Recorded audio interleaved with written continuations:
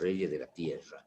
Y no sé si ustedes se acordarán que hemos visto versículos, como ser en Isaías capítulo 9, versículo 6, no hace falta que lo leamos otra vez, donde hablando de Jesucristo, un hijo nos es dado, el principado, o príncipes, el principado sobre su hombro, es un príncipe, o sea, Jesucristo es todo, hermanos. Hay mucho para estudiar de Jesucristo realmente. Jesucristo es todo, es el verbo.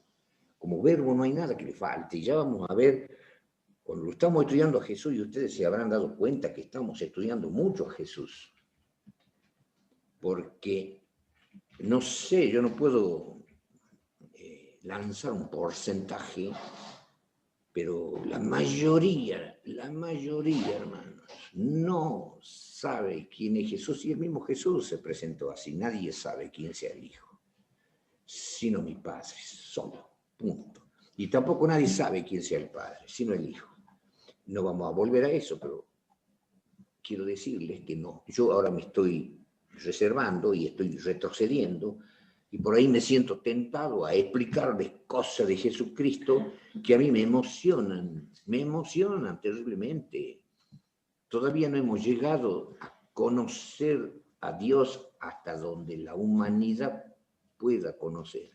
Pero cuando lleguemos al capítulo 4 y 5 del Apocalipsis, hermanos, ahí vamos a estudiarlo a Cristo, al Padre, a Jehová, en lo máximo que el hombre pueda saber. Yo me desespero por hacérselo saber ahora, pero no puedo. Entonces, cuando hablamos del príncipe, entonces estamos hablando del príncipe de los reyes de la tierra. Eso hemos leído nosotros. Que Jesucristo es que el príncipe que leemos en el versículo 5 de Apocalipsis 1, el príncipe de los reyes de la tierra. ¿Cómo el príncipe? Sí, como hombre, él es el príncipe importante de los reyes de la tierra. Es decir, que los reyes de la tierra, al lado de Cristo, nada que ver. Cristo es un príncipe sobre los reyes, no está diciendo un príncipe sobre los príncipes de la tierra. Los reyes de la tierra, pero al lado de este príncipe, porque un príncipe, un hijo nos es dado el principado sobre su hombro, y llamarase su nombre Dios fuerte, no hijo de Dios, Dios fuerte. Un hijo, un niño nos es dado, pero ¿es quién? Dios fuerte. ¿Qué más decía? Padre eterno, príncipe de paz, y un montón de cosas, un montón de títulos. Pero cuando hablamos de esto, tendríamos que entrar en una profundidad, hermano, una explosión nuclear, le llamo yo. Bueno, a eso vamos a llegar cuando estudiemos el Apocalipsis 4 y 5. Me desespero, hermano. Quiera Dios que estemos todos escuchando el capítulo 4 y el capítulo 5. Pero tengo que retroceder, y entonces me quedo en príncipe, que es Dios fuerte, que es Padre eterno, pero es príncipe como hombre. Y como Dios es Padre eterno. Dios Padre, Padre eterno. Padre eterno, ¿cuándo no ha sido Padre? Para que diga Padre eterno, ¿qué quiere decir? Que va a ser a partir de o Padre eterno. La eternidad para Dios no tiene principio ni fin, jamás. Es Padre eterno. Bueno, vamos a tener que retroceder porque vienen otros versículos, pero volvamos a lo que en el versículo 5 hace una puntuación. En el original griego no hay punto ni nada, ¿no? A las puntuaciones se las he puesto después, pero más o menos aceptemos la puntuación porque va a cambiar de tema. Y entonces dice, es decir, en la comparación de texto con texto no cambiamos de tema. Si tenemos que hacer comparación de texto con texto, no vamos a cambiar el tema. Pero como no vamos a irnos a la profundidad total del Hijo hasta donde el hombre pueda saber, hasta donde el hombre pueda saber, aceptamos la puntuación para seguir avanzando. Y entonces nos encontramos con una expresión en el versículo 5, al que nos amó y nos ha lavado de nuestro pecado con su sangre. Qué sencilla expresión, ¿no? Qué entendible. Qué sencilla, pero no es sencilla. terrible. Leerla así, a Jesús nos ha lavado con su sangre. No sabemos qué significa eso. Bueno, cuando estudiemos sobre Dios, en el capítulo 4 y versículo 5, nos vamos a acordar qué es que nos haya lavado. Pero algo vamos a ver a donde dice que nos amó. Y entonces, en ese nos amó, es sencillo, ¿no es cierto? Él nos amó y por eso ha venido a buscarnos, ha muerto por nosotros, pero ¿qué profundidad hay? Bueno, vamos a ver una profundidad.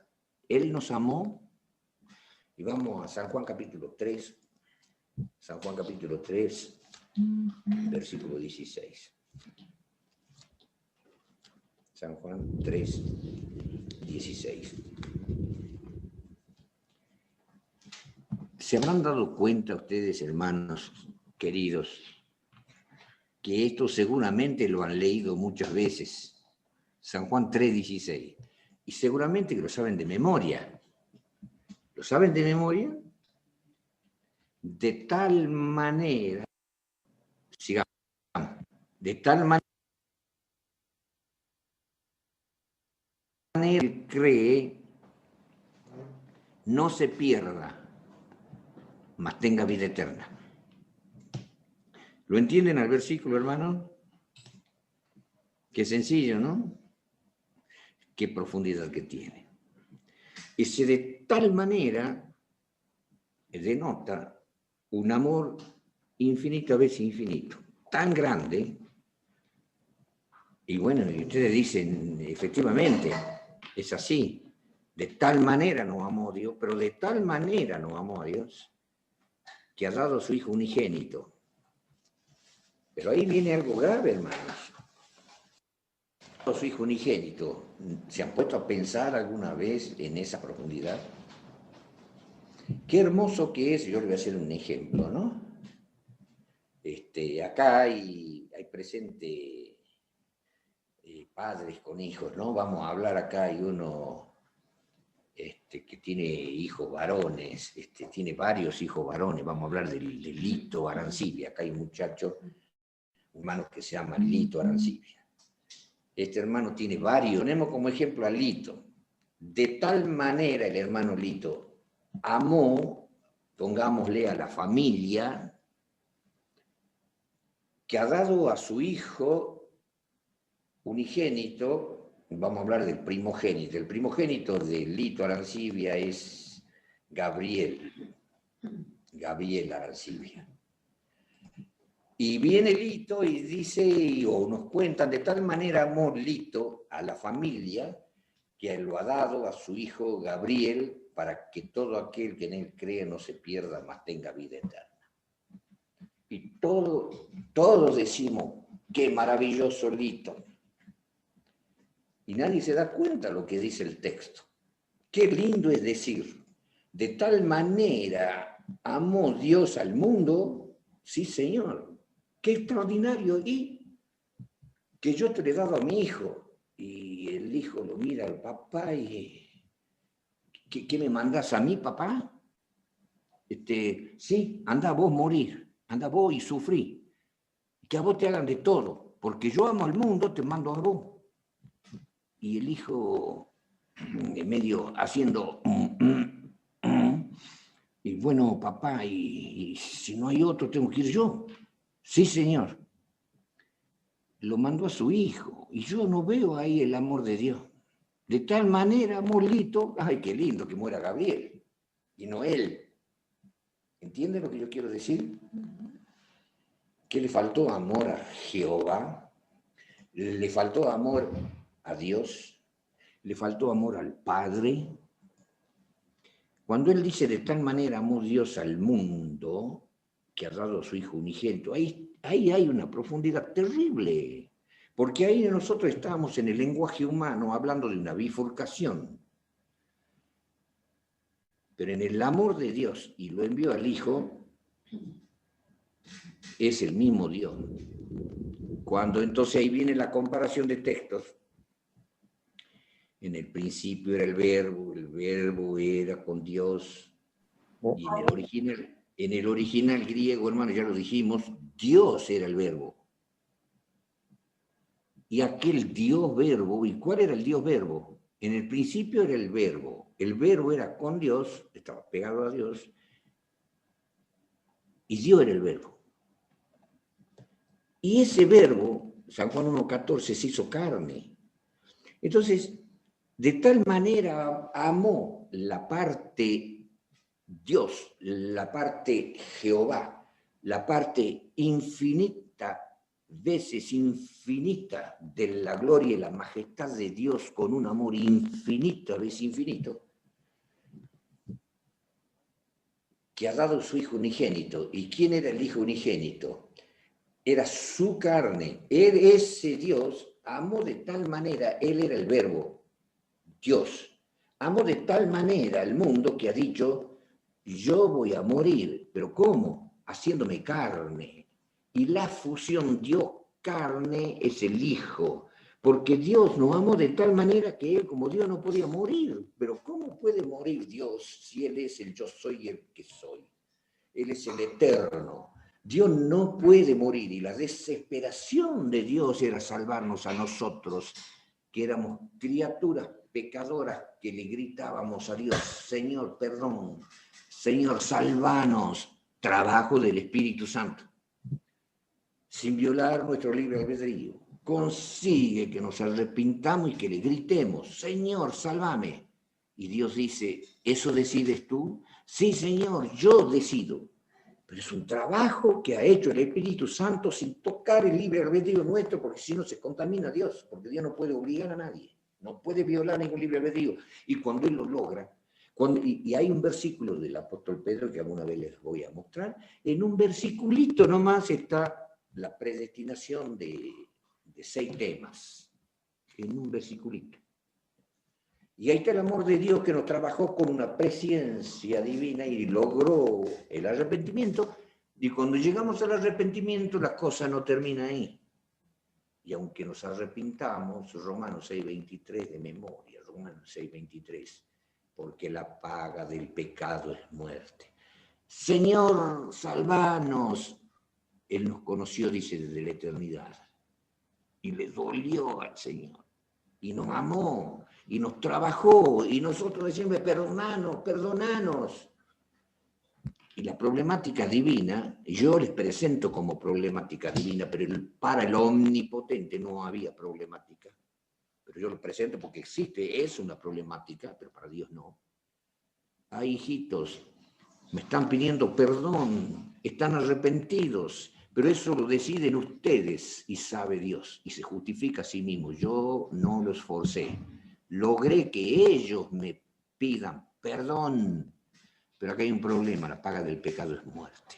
Se han arrepentido, pero han pecado, ya están contaminados y ya tienen que morir igual. Y entonces de tal manera nos amó Dios que ha dicho, no, yo me hago carne y a mi carne la mato y no a mis hijos. Ese es el Cristo. De tal manera amó Dios que se hizo carne. Cuando hablemos del Hijo, hermanos, nos tenemos que limpiar muy bien la boca. El Señor Jesucristo es, como dice Pablo, toda la sabiduría de Dios, toda la potencia de Dios hecho carne, manifestada, palpable, tocable, la imagen de la parte invisible de Jehová. Es la parte que se toca, por eso dice, el que tiene al Hijo tiene al Padre. Jesús dijo, yo soy la puerta, yo soy el camino, la verdad y la vida. Nosotros todos llegamos hasta Cristo y Cristo nos abrió la puerta para llegar a Dios. Y tocándolo a Cristo, nosotros estamos tocando la infinito infinita que no se puede tocar. Pero con que lo toquemos a Cristo, porque detrás de Cristo está la infinito infinita. Y de Cristo para afuera está la infinito finita. ¿Me entienden ahí? ¿Me entienden, hermano, o no? Y entonces esa infinitud finita se hace carne y sobre esa carne que es de Él, no es otra carne de ningún ser humano, es la carne de Jehová. Y aquel verbo se hizo carne.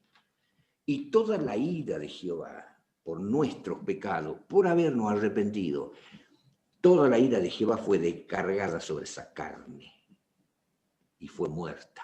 Y mucho vamos a estudiar cuando lleguemos al capítulo 4 y 5 del Apocalipsis.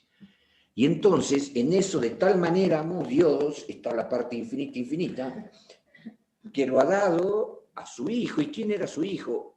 Él mismo hecho carne en una parte finita para que pueda morir. Y entonces el que muere en la cruz es Dios hombre. Su divinidad no ha muerto porque Él es Dios, pero su carne divina ha muerto y ha sufrido horror y cargó todos los pecados de toda la vida arrepentida para dar un versículo. De tal manera amó Dios al mundo que yo podría agarrarlo a mi hijo y palmearlo y decirle anda a morir por lo demás. ¿A dónde está ese amor?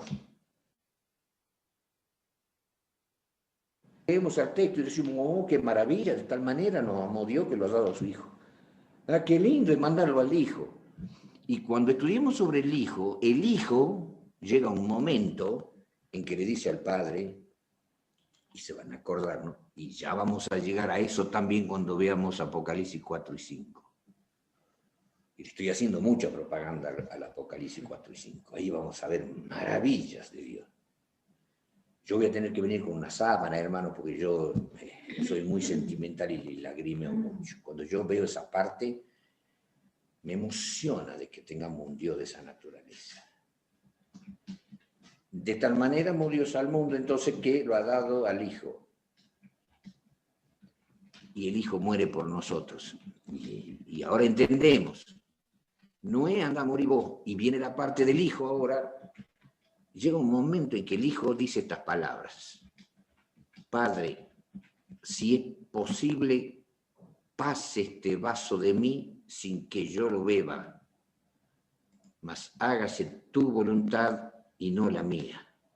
No sé si lo han entendido el versículo ese. Tiene una profundidad, hermanos. ¿Qué profundidad que tiene?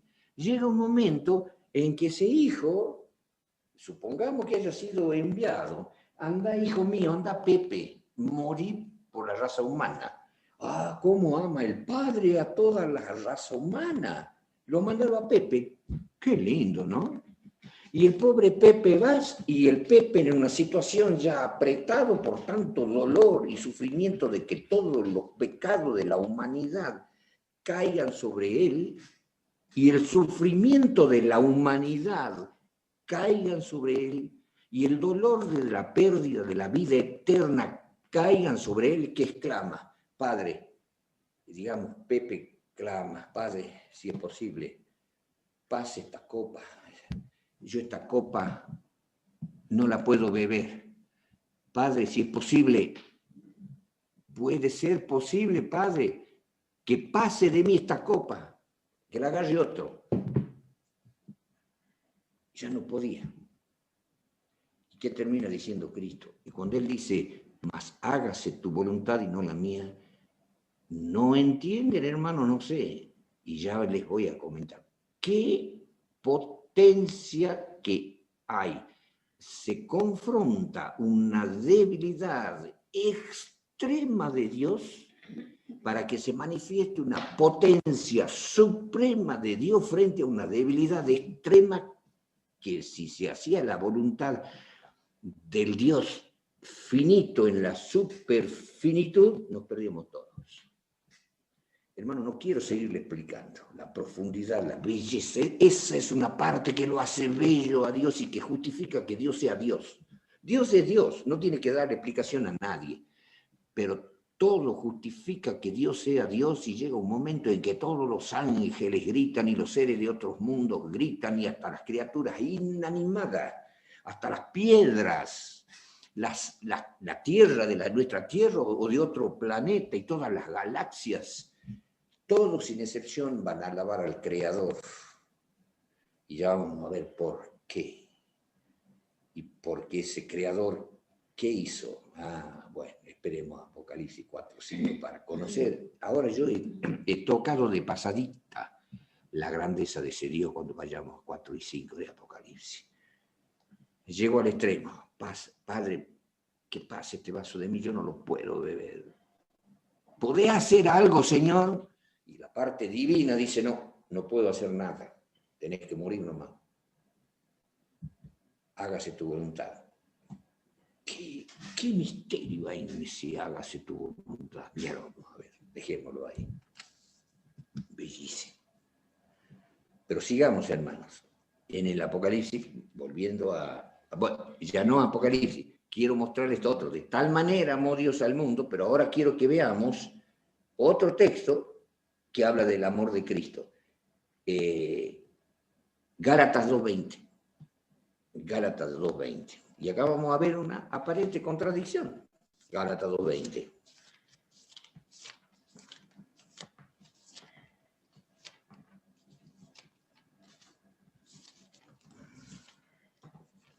Bien. ¿Qué dice Gálatas 2:20? Como hemos leído en San Juan 3:16, de tal manera amó Dios al mundo que ha dado a su Hijo unigénito para que Él muera, ¿no? Como leemos en Gálatas 2:20, el apóstol Pablo dice, con Cristo estoy juntamente crucificado y vivo, no ya yo, mas vive Cristo en mí. Y lo que ahora vivo en la carne, lo vivo en la fe del Hijo de Dios, el cual me amó y se entregó a sí mismo por mí. ¿Quién lo mandó? De tal manera nos amó que Él se entregó a sí mismo por nosotros. No ha faltado que lo mande. No es un Pepe que dice, a mí me estás mandando, no podéis mandar a otro. De tal manera nos amó y se entregó a sí mismo por nosotros. Pero ¿por qué esa debilidad? Padre, si es posible, pase este vaso de mí. Bueno, hay un misterio hermoso para verlo. Hágase tu voluntad, otro misterio hermoso para analizarlo. Pero veamos otro texto en Tito, que ya lo hemos visto, pero es necesario que lo veamos otra vez en Tito, en capítulo 2, cuando el apóstol Pablo, convertido por la potencia del Espíritu de Dios, dice en el capítulo 2, en el versículo 13, esperando aquella esperanza bienaventurada y la manifestación gloriosa del gran Dios, no de un Dios a medias, ¿no? Del gran Dios y Salvador nuestro Jesucristo. ¿Y qué dice el versículo 14? Primero lo identificamos a Jesucristo como el gran Dios. Y entonces nos acordemos de Juan 3:16. De tal manera amó ¿quién? Dios al mundo, que envió a su Hijo. Y acá, ¿cómo leemos? Cuando venga Cristo y Pablo dice el gran Dios, no un Dios a media, lo ensalza al máximo, hasta la manifestación gloriosa del gran, bienaventurada, ¿no? Y manifestación gloriosa del gran Dios y Salvador nuestro Jesucristo. ¿Y qué dice el 14? Que se dio a sí mismo por nosotros para redimirnos de toda iniquidad y limpiar para sí un pueblo celoso de buenas obras. ¿Qué han notado, hermanos? Que el apóstol Pablo ahora lo muestra a Cristo como el gran Dios que se dio a sí mismo para redimirnos, para limpiarnos de pecado y salvarnos y escuchar nuestro clamor. Señor, estoy arrepentido, perdóname. Sí, hijito, ahora puedo perdonarte. Ya trabajé con mi espíritu para que te arrepientas sin violar tu libre albedrío. Y ahora he muerto para que tus pecados te sean perdonados y no mueras tú, porque si Él no moría, el arrepentimiento no nos salva. Qué belleza de Dios. Y es Dios el que envía a su Hijo. Pero ahora ya sabemos qué quiere decir el Hijo. Y acá el apóstol Pablo lo presenta a la inversa de Juan 3:16. Acá de tal manera amó Dios al mundo que ha enviado a su Hijo. Y acá, hablando del Hijo, dice, es el gran Dios y Salvador, el cual se entregó a sí mismo por nosotros para redimirnos de todo pecado. Y preparar un pueblo, ¿para quién? ¿Para el Padre o para Él? ¿Ha leído bien o no? ¿Cómo dice? ¿Puede alguno, por favor, leer en voz alta para quién preparó el pueblo? ¿Para sí mismo o para el Padre? ¿Cómo leen? Nadie contesta. Están todos silenciados. Están todos silenciados. Bien. Para sí mismo, dice acá. Bien, para sí mismo. ¿Notan ustedes aparente contradicción?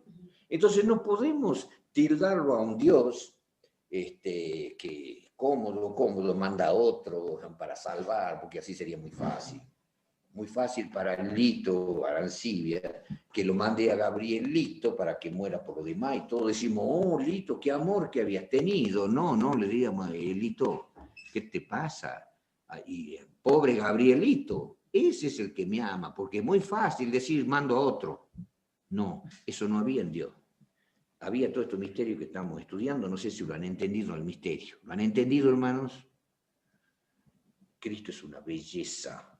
Cristo es la belleza de Dios, la sabiduría de Dios, como dice Pablo, potencia de Dios.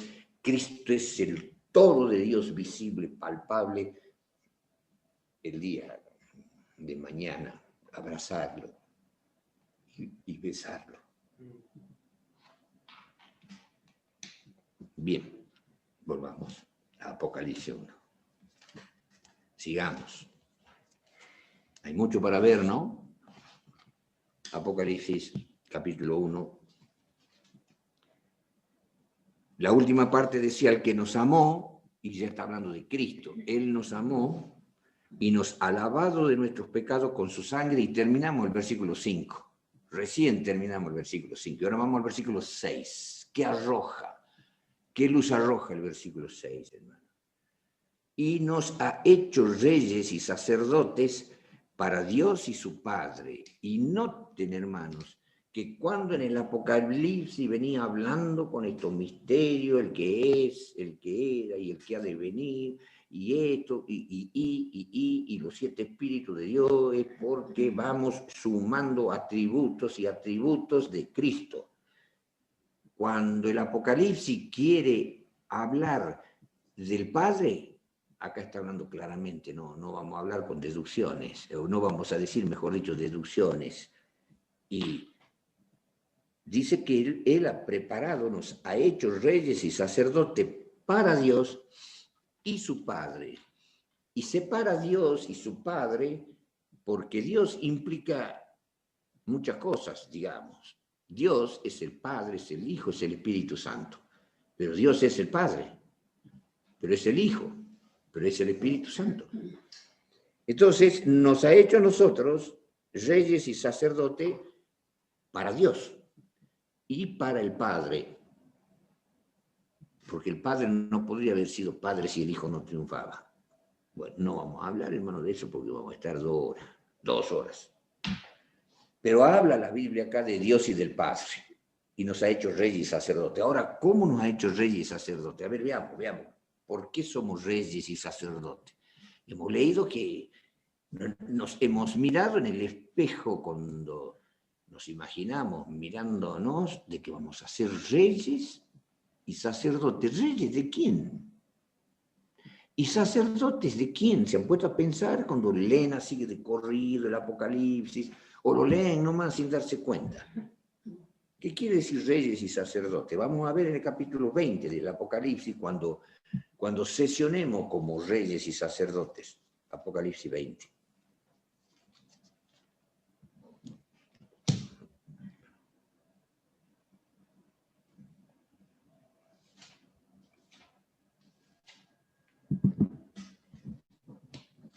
En el versículo 4 dice, y vi tronos, y se sentaron sobre ellos, y les fue dado juicio. Y vi las almas de los degollados por el testimonio de Jesús y por la palabra de Dios, y que no habían adorado a la bestia ni a su imagen, y que no recibieron la señal en sus frentes ni en sus manos, y vivieron y reinaron con Cristo 1000 años. Bueno, mas los otros muertos no tornaron a vivir, dice el versículo 5, que ya lo vamos a explicar, hasta que se han cumplido 1000 años. Esta es la primera resurrección, ya lo vamos a explicar. Pero el versículo 6 dice, bienaventurado y santo el que tiene parte en la primera resurrección. Al decir en la primera resurrección es porque hay otra resurrección. Pero en la primera resurrección tenemos vida eterna. Porque si estamos en la primera resurrección, la segunda muerte no tiene potestad en estos. En lo que hayan resucitado en la primera resurrección, la muerte no nos toca más. antes serán sacerdotes de Dios y de Cristo, y ahí está. En esos 1000 años vamos a ser reyes y sacerdotes de Dios, dice, y de quién más, y de Cristo. Y reinarán con él, y ahora noten, hermanos, ¿no? Porque esto se da mucho en la Biblia, pero cuando uno lo lee no se da cuenta. Que está hablando de una pluralidad. Antes eran sacerdotes de Dios y de Cristo, y reinaremos con ellos. ¿Entienden lo que quiero decir? Si está hablando de Dios y de Cristo, entonces tenemos que reinar con ellos, porque son dos. El Padre, Dios y Cristo. Dios y Cristo. ¿Y cómo dice la Biblia? Y reinarán con Él. Vuelve a ser el Él. ¿Y por qué no los? Ponemos el dedito acá, no lo pierdan, y vamos rápidamente para que vean que esto es común en la Biblia. Acá el misterio del Padre y del Hijo. No estudiemos la divinidad nunca, sino más con toda la simplicidad del mundo. Veamos Colosenses. En Colosenses capítulo 2, ya lo hemos visto esto, pero quiero que vean, hermanos, cómo se dan estas cosas explicadas por el apóstol Pablo. Y Pablo siempre dice, cuando hablamos de Dios, hablamos en misterio. En el capítulo 2, dice en el versículo 2, para que sean confortados sus corazones, unidos en amor y en todas riquezas del cumplido entendimiento, para conocer el misterio de Dios, en mi versión 1909 y en varias versiones, y en el original griego, da a entender cumplido entendimiento para conocer el misterio de Dios, el Padre y Cristo. En el original griego se lee, en otras versiones, el misterio de Dios y del Padre, dice mi versión, y de Cristo. Pero en el original griego da a entender el misterio de Dios, Padre y Cristo. Y se lo puede interpretar, y entonces los intérpretes dicen, ¿qué hacemos con esto, con el Padre Cristo? Pero está hablando de una pluralidad, ¿no? ¿Sí o no, hermanos? Y en el versículo 3 dice, en el cual están escondidos todos los tesoros de sabiduría y conocimiento. Hermanos, ¿cómo puede ser que si acá está diciendo, para que nosotros, confortados los corazones, ¿verdad?, unidos todos en amor, y todo lo que estamos estudiando, en todas riquezas del cumplido, hermano, ¿tenemos riquezas de cumplido entendimiento? ¿Alguna vez se han puesto a pensar si tenemos riquezas del cumplido entendimiento o no lo hemos entendido nunca? Pero el apóstol Pablo está diciendo que seamos confortados. Si yo pregunto, ¿hemos sido confortados alguna vez? Ni conocemos el ser confortados en este tema. ¿Y ahora seremos confortados? ¿Será por primera vez? Para que sean confortados, ¿cómo? Al tener un cumplido entendimiento. ¿Qué cumplido entendimiento? De entender el misterio de Dios. ¿Qué misterio de Dios? Del Padre y de Cristo. Pluralidad. Y ahora dice en el cual, ¿cómo tendríamos que leer? En los cuales están escondidos todos los misterios de la sabiduría y del conocimiento. Y no dice así. Eso tiene la Biblia, es decir, cuando se habla de Dios y de Cristo, el misterio de la pluralidad y de la unidad. Que entonces hay, como ya les dije, personas que creen en la Trinidad, que ya hacen 3 personas, como los 3 reyes magos, Gaspar, Melchor y Baltasar. No es así, hermano. Y entonces el apóstol Pablo está hablando de un cumplido entendimiento. ¿Cuál es el cumplido entendimiento? El misterio. ¿Qué misterio? De Dios, el Padre, Cristo, en el cual. Es lo mismo que nosotros hemos leído en Apocalipsis, que nosotros seremos reyes y sacerdotes para Dios, somos reyes y sacerdotes de Dios y de Cristo, y reinaremos con Él, no dice con ellos. Otra vez, la pluralidad y reinamos con Él. Y vamos a seguir viendo en todo el Apocalipsis que siempre habla de Él, Él, Él. Y del uno, uno Dios. Y ese Dios es Jehová, es el Padre, es Cristo, es el Espíritu Santo. Entonces, pero ahora veamos por qué reyes y sacerdotes, porque nosotros ahora queremos entender un poquito qué es eso de reyes, hermano. ¿Cómo vamos a estar vestidos como reyes con una corona? Pero millones de millones, todos reyes, hermano querido. Epa, una cosa es que yo sea rey de una nación y yo sea rey. Ustedes sean rey de una nación, acá todos vamos a ser reyes. Vamos a ver qué dice el apóstol Pedro, hermanos. El apóstol Pedro explica esto, hermanos. Y vamos a buscar en la epístola del apóstol Pedro. Primera epístola, capítulo 2, versículo 5. Primera epístola, capítulo 2, versículo 5.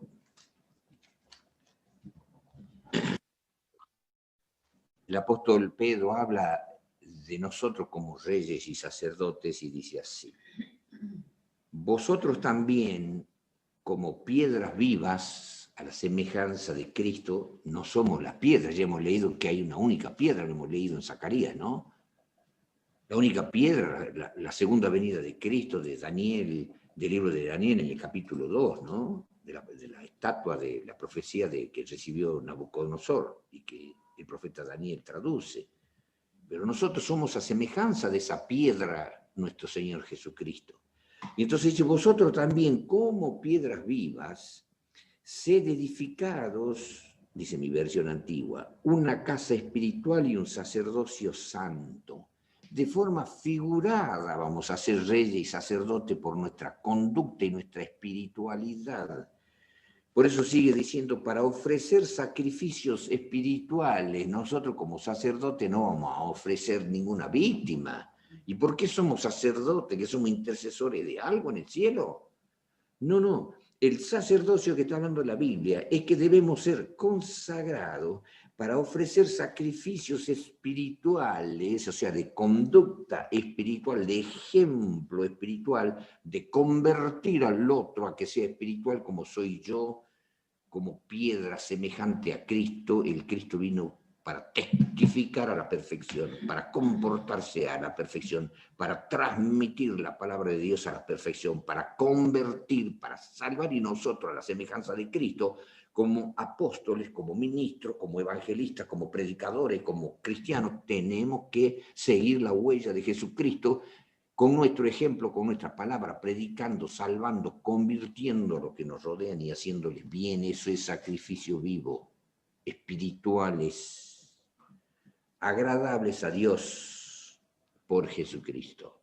Entonces, el Señor nos va a dar a nosotros en el milenio que veamos el caso de todos los perdidos, millones de millones, y aún vamos a juzgar a todos los ángeles perdidos, a todos los millones de demonios y al mismo Lucifer, lo que han hecho, lo que no han hecho, lo que han pensado, lo que han dicho, y ahí vamos a poder ver cómo también nosotros hemos tenido la oportunidad como sacerdotes y reyes con sacrificios espirituales, conducta espiritual, sacrificio, predicando a los demás, trabajando por los demás, negándonos a nosotros mismos para alguna complacencia con tal de dar estudio bíblico, de ayudar, de salvar, y todo eso va siendo contado por Dios y estamos conduciéndonos como reyes y sacerdotes, y en el cielo vamos a ver todas las personas por quienes hemos trabajado y los que se han convertido y los que no se han convertido, y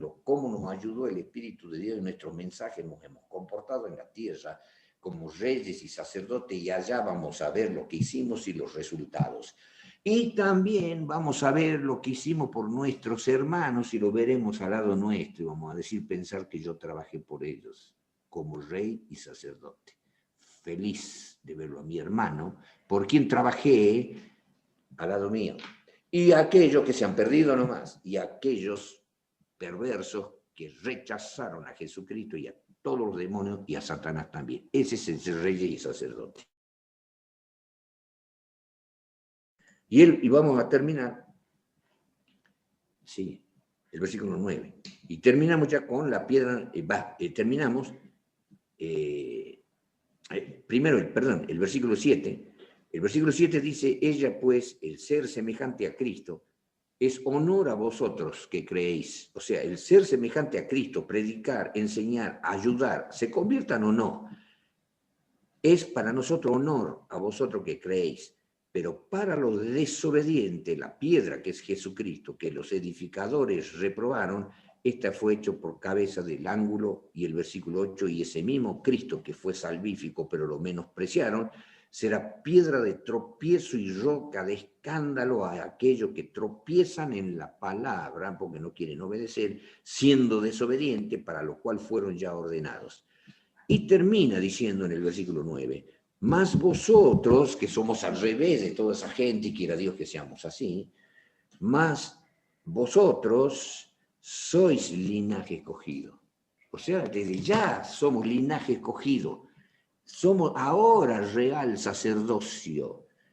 Más vosotros que hemos escuchado la palabra de Dios, que hemos trabajado para lo demás, que hemos sido sacrificio vivo, porque nos hemos sacrificado predicando el Evangelio y negándonos a nosotros mismos por la causa de Cristo.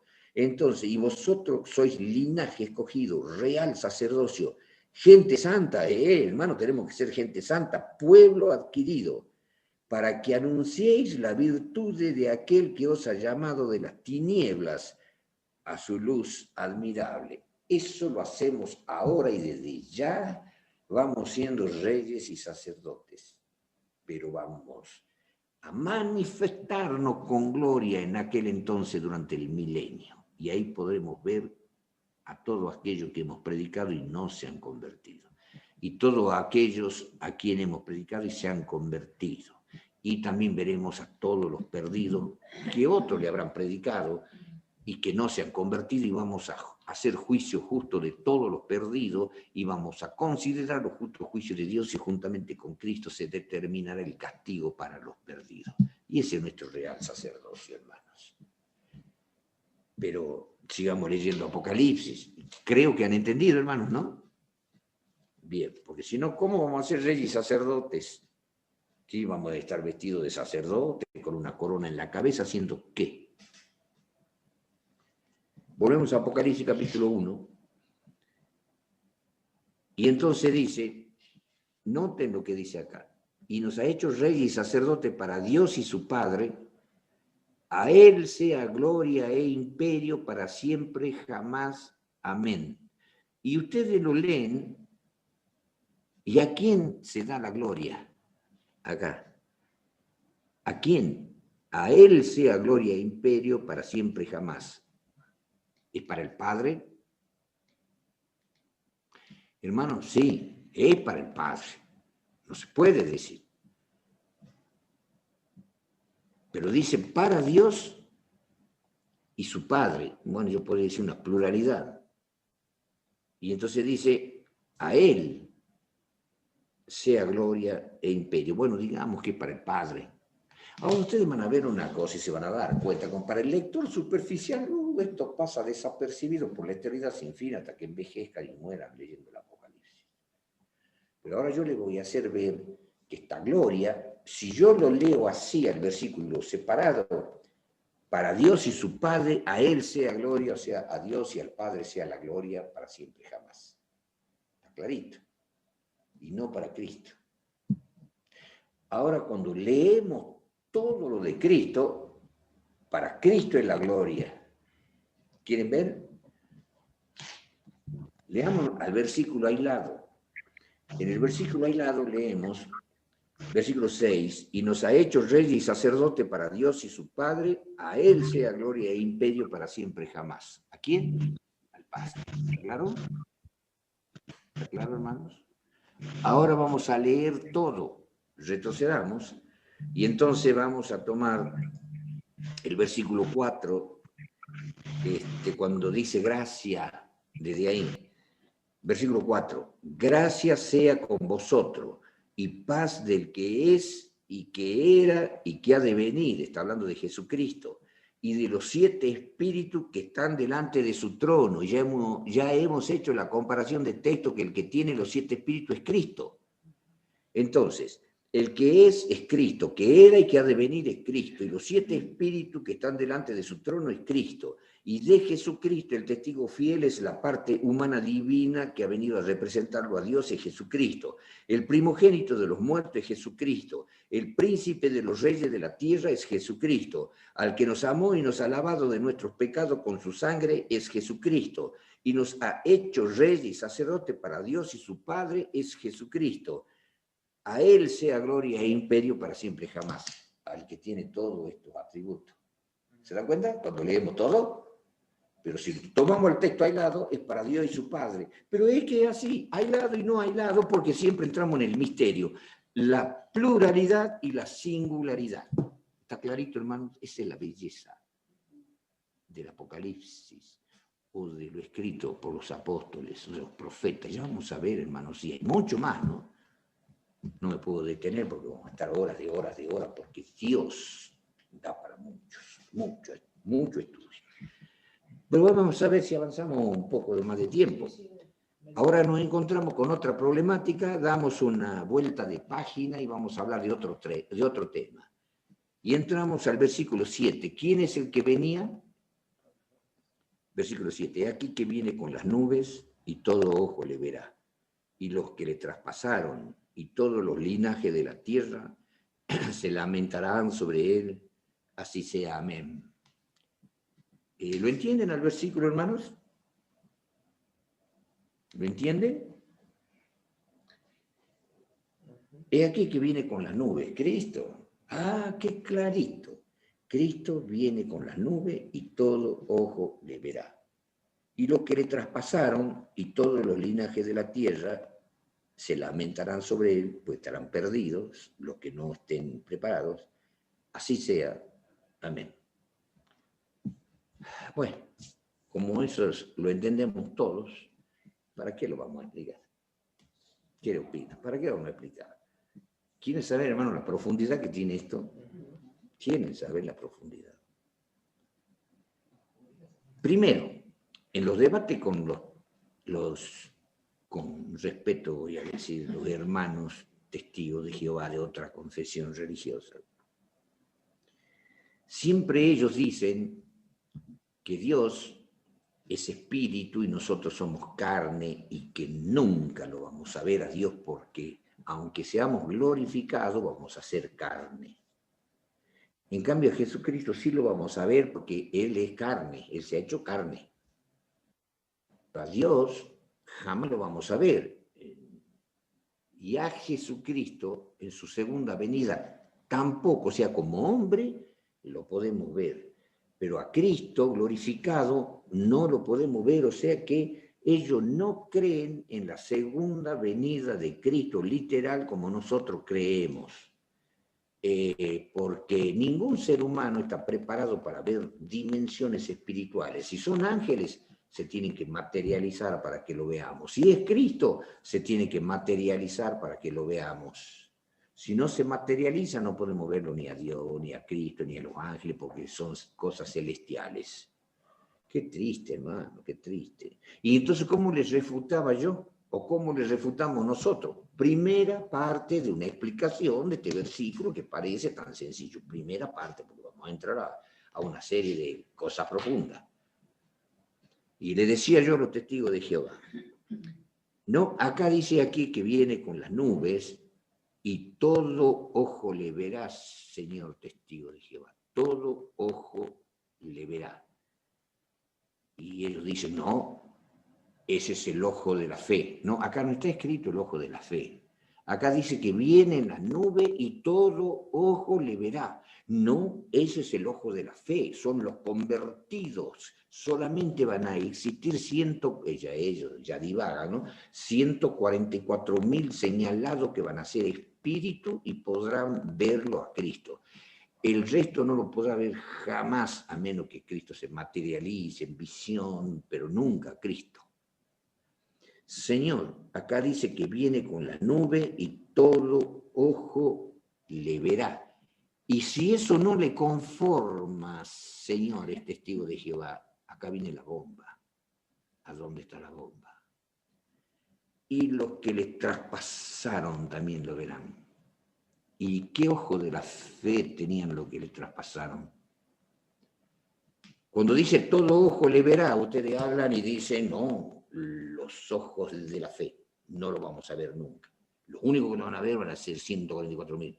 No, pero acá también dice que los que lo traspasaron también lo verán y se lamentarán cuando lo vean. ¿Y qué clase de fe han tenido los que le traspasaron? Ninguna. ¿Se dan cuenta, hermanos? Que hay que saberla manejar a la Biblia. Es la espada, la Biblia es la espada del Espíritu, con la que tenemos que predicar con eficacia y defender la verdad que nosotros tenemos. Entonces volvamos a leer el versículo. He aquí que Cristo viene con las nubes, y todo ojo le verá. No importa si es con fe o sin fe, porque hasta los que les traspasaron lo verán, y todos los linajes de la tierra se lamentarán sobre él, así sea, amén. Cuando lo vean a Jesucristo venir en gloria y majestad. Y hay comparación de texto con texto para esta explicación que yo les daba a los testigos de Jehová. Sí, hermanos, vamos a ver.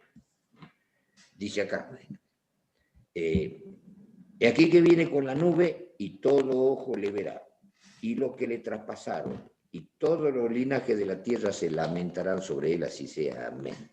Y entonces vamos a San Mateo capítulo 24.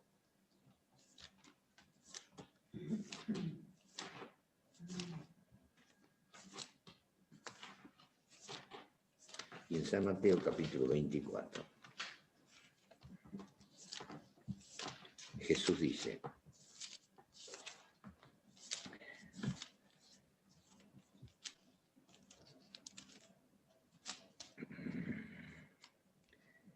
noten,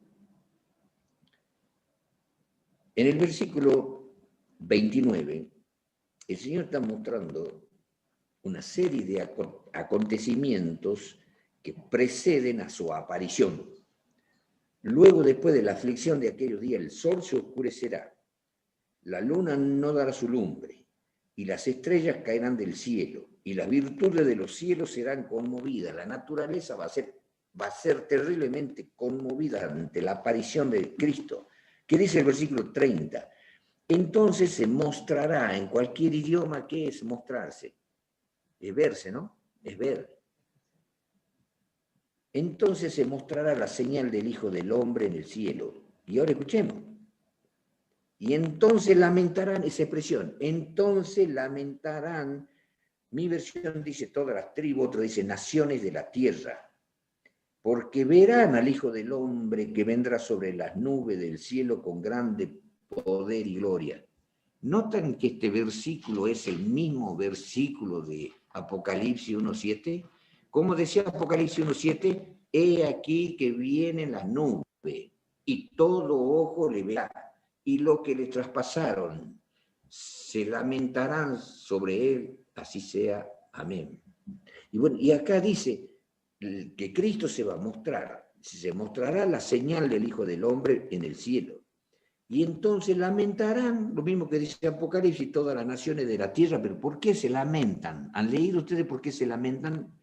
Porque lo ven, los malos lo ven a Jesucristo.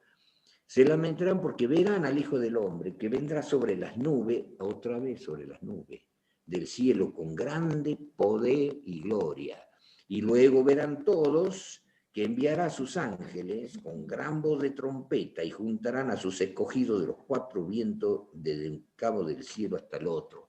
El Señor se detiene a cierta altura, envía a los ángeles, buscan a todos los escogidos, los vivos transformados, glorificados, los muertos resucitados, transformados, y son alzados por los ángeles a recibir al Señor en el aire. ¿En qué parte de la Biblia está eso de que salimos a recibir al Señor en el aire? En Tesalonicenses. ¿Se acuerdan? Y así estaremos siempre conscientes, por el Señor, antes de irse, brota fuego. Ya hemos leído de Jehová en el Antiguo Testamento, nos hemos cansado de ver de Jehová. Brota fuego de Jehová y envuelve a la tierra para que se cumpla esto, hermanos. Vamos a Pedro, la epístola de Pedro.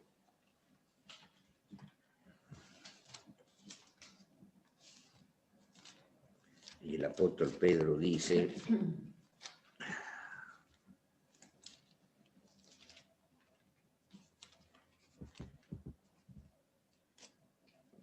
vamos a ver la segunda epístola de Pedro.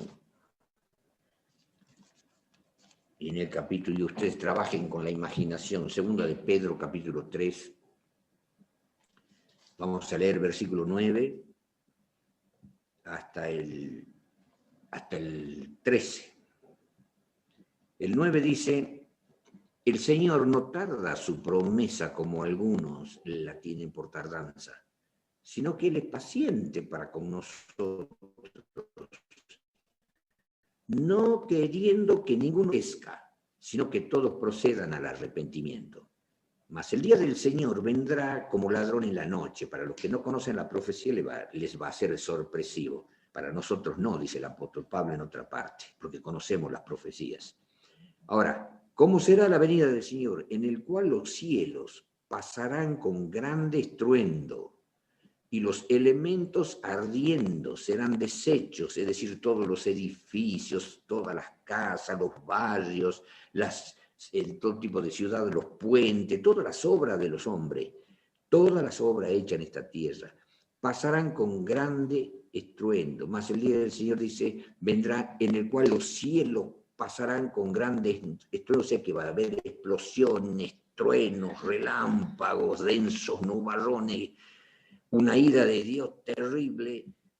Y entonces dice, los cielos pasarán con gran estruendo y los elementos, todo creado en la tierra, las obras que están en ellas, los maravillosos edificios del planeta serán quemadas.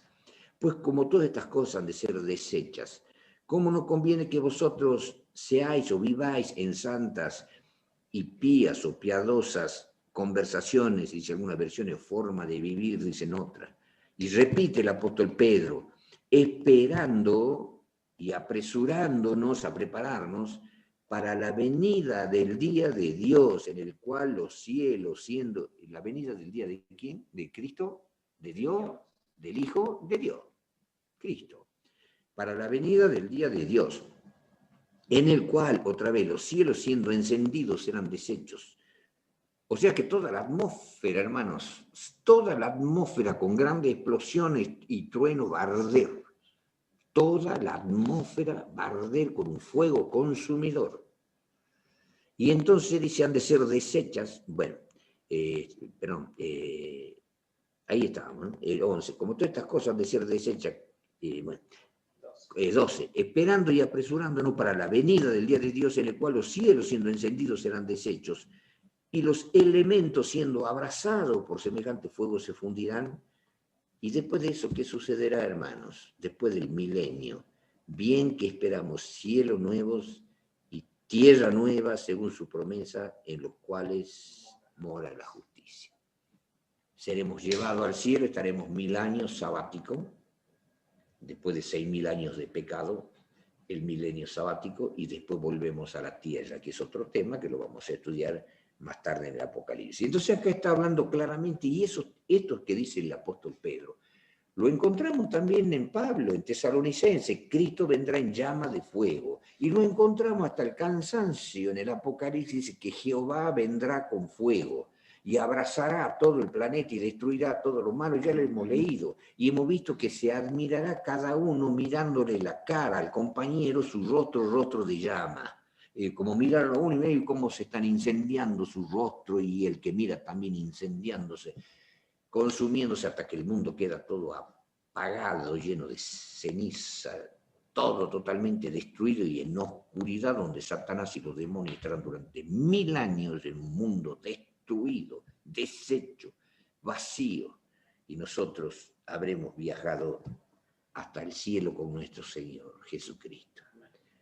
Y entonces, hermanos, vamos a ver en Hechos de los Apóstoles cómo esto no se puede discutir, y en Hechos de los Apóstoles, los ángeles, esto ya no es una interpretación de los adventistas, ¿no? Esto es una interpretación de los ángeles.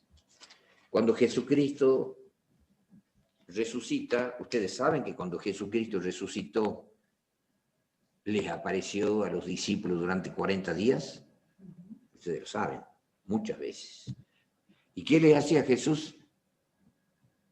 Les preparaba una sorpresita. Mientras ellos estaban pescando, Jesús les hacía pescadito asado.